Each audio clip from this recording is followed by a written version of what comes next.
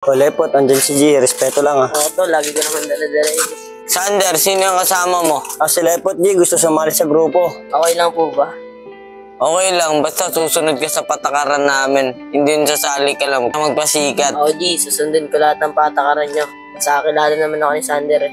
O G, Sige mamaya, pasukin na yan. paano G? Dito na kami. Mag-aasikaso na kami para sa pagtitipon mamaya. Tara.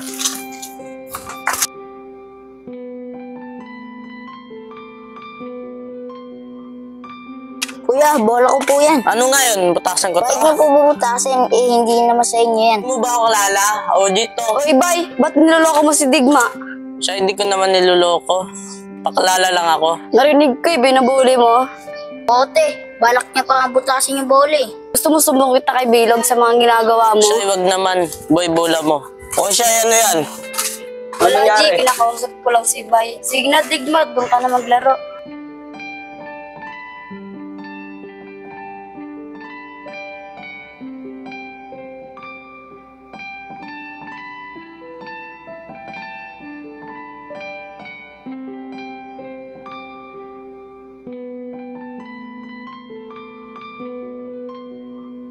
Mama, kung magtatrabaho po kayo, sino mag-aalaga sa akin? Nakausap ko rin naman sa ate Shay mo na siya yung magbabantay muna sa'yo. Okay lang ba na siya muna mag-aalaga sa'yo? Okay lang po. Gusto ko nga siya nag-aalaga sa akin eh. O basta wag kang magpapasaway kay ate Shay mo ha. Opo, Ate mama. Trish? Oh, Ate sa ate Shay Trish? mo na ata yan. Papasukin mo na. Hindi po. Ate Trish? Ate Trish? Ate siya, ikaw pala yan. Pasok ka.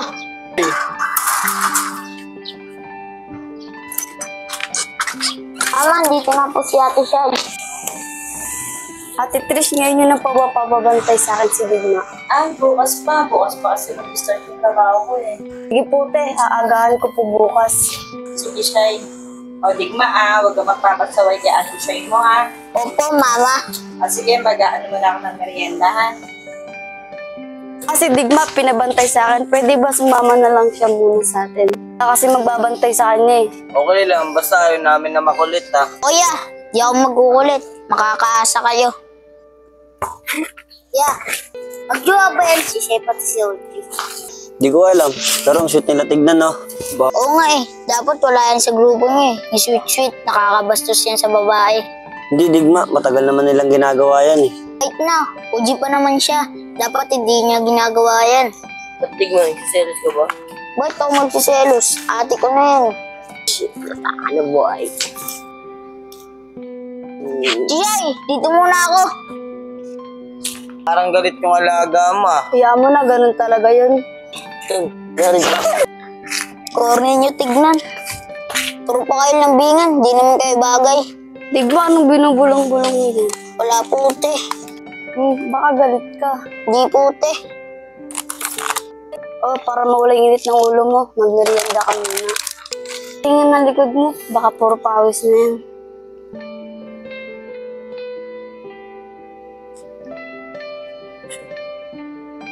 Ba't ka nakangiti sa akin? Wala lang, nababaitan lang ako sa ite. Okay, kainin mo to. Sige na, babalik na ako sa mga kaibigan ko. Bait talaga ni Jay. Sana ako na lang nilalambing niya. Ay, mag-iingat ka sa tambotyo ah. Mainit. Oo, G. Oh, Shay, napaso ka. Una nga, Digma. Baka mamaya magpuklap ko pa yung balat niyan eh. Pasikat. Alam mo talaga, kayang gamutin eh. O Digma, ano bakit? Ano nangyari? Pasikat kasi, kaya ko rin naman gamutin yun. Tol, si Digma.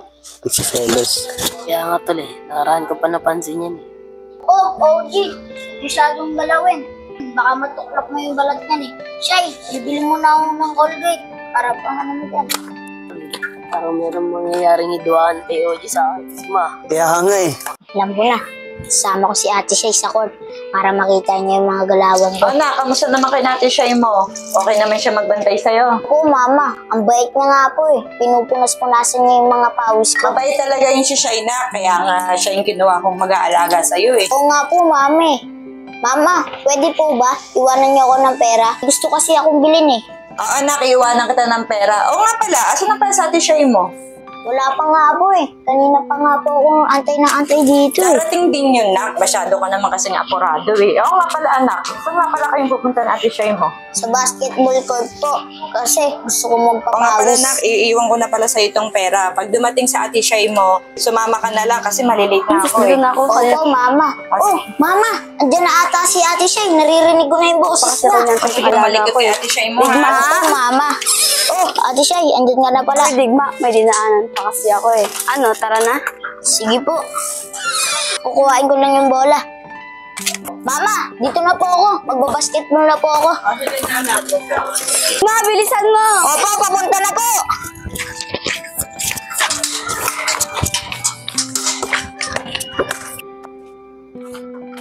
Kala ko pa naman, masusolo ko na si Shay.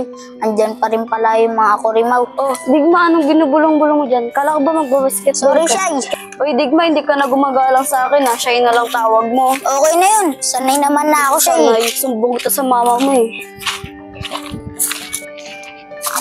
Ano, Di? Wala ba tayong gagawin ngayon? Wala eh, balak na namin mag-basketball eh. Pwede maglaro kayo ni Digma. Baka matalo lang sa akin yan. Ano, Digma, umbigan tayo? Sige, gusto mo, pustahan pa tayo eh. Para matanggal yung angas mo sa akin. Ayos tong bata na to ah. Ginaman pa ako ng pustahan ah. Ano, tara, game na. Tara!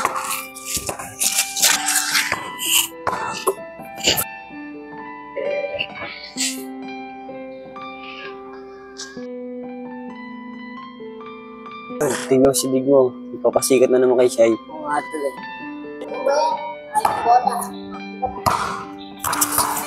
Ano, G? Kaya pa? Wala bang tiwala kay G? Pinagbibigay lang yung bata na yan eh. Oo nga. Ano, G? Kaya pa? Pwede naman umayaw eh. Ambog kasing bata ka eh, no?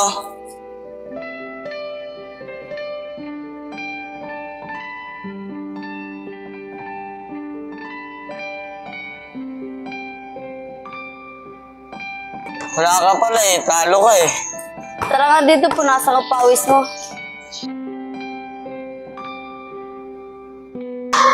Pawis ka, G, oh. Kala ko ba naman ako pupunasan? Kala niya Shay, pupunasan niya Shay. Oo nga tuloy. Payawan to eh. Kaya Ikaw kasi pinatulan mo pa yung bata, pinagpawisan ka tuloy. Puro ninyo. Parang pawis lang. Hindi naman mamamatay yan dyan eh. Oh, alaga mo ah. Parang galit ah. Boy, nag-walkout na naman eh. Punta mo muna alaga mo, baka saan pumunta yun. Sige, G. Sige. Mabawi din ako sa'yo. Oh, Digba, nagtatampo ka ba? Di siya eh. Baka napagod lang ako. Tingnan ang likod mo, baka pinagpawisan ka na.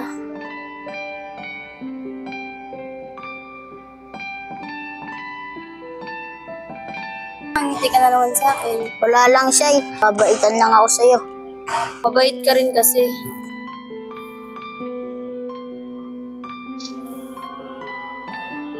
Tara na nga, doon na tayo. Nababaitan rin pala sa akin si Shay. Ano, Digba, diyan ka lang? Sorry, Shay. Dito na nga eh.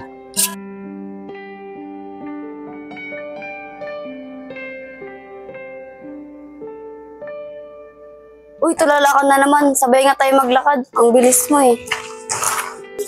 Shay, tignan mo, nag-aaway na naman sila. Oo nga eh. Saka pala, Shay, nasa pala si OG saka si Digma. Kanina, dito lang. Bumili lang ng merienda. Oh, ayun na pala sila eh. Shay, merienda mo! Yan, G. Chicheria. Baka magkasakit yan sa'yo si Shay eh. Uy, Digma, matagal na itong paborito ni Shay. Tsaka wala kang pakialam kung anong gustong bilhin sa kanya. Sige, try natin kung sino yung pipiliin niya. Kulit na itong batang to na ipagkumpetensya ka pa. O Shay, magmerienda ka muna. Ah, Digma, sorry. Paborito ko kasi yung chicheria eh. Okay lang. Basta, concern lang ako sa kalusugan mo. Serious na naman. G, wait lang ah. Uy, Digma, nagtampo ka na naman. Di porket di ko pinili yung pagkain mo. Di hindi ako nagtatampo. Iniisip ko lang yung kalusugan mo. Alam ko naman yun eh. Sige, nakakain ako ng biskuit mo para hindi ka na magtampo. Ate, uuwi agad tayo pagtapos mo mag-alaga kay Digma ah. Oo. O sige na tol, libangin mo muna si Digma. Total, papauwi rin naman ako Ate dyan eh. Trish? Inaayos ko lang yung mga gamit dito. Ate Trish? O sige na. Ate Trish? Siya, ikaw pala yan. Trish, okay lang po ba? Kasama ko yung kapatid ko magbantay kay Digma. Siya, pasensya na. Hindi ko agad sa'yo nasabi ng maaga. Uwi na kasi kami ng probinsya eh. Wala, bakit po? Paano po yung pag-aaral niya? Baka kasi doon na siya magpatuloy sa pag-aaral eh. Trish, pwede po ba magtanong? Oo naman siya, ano yun? Karoon po ba ng problema sa akin si Digma? Kasi po nakagulat, biglaan po yung alis niyo. Siya, totoo lang, nagkaroon kasi ng pagtingin sa'yo si Digma eh. Po, bakit? Oo. Halos mabaliw-baliw nga siya sa'yo siya eh. Sorry po, di ko naman po alam na magkakagunan si Digma sa akin. Okay lang yun siya eh. Ganun talaga. Age doesn't matter nga, di ba? Hindi natin alam na magkakagusto yung anak ko sa'yo eh. Oo nga po eh. Pagpasensya mo na yung anak ko siya ya. O paano? Kasi hinihintay na rin ako ni Digma eh. Sige po ate, mag-ingat po kayo. Tara, Baldo, uwi na tayo. Sige, ingat kayo.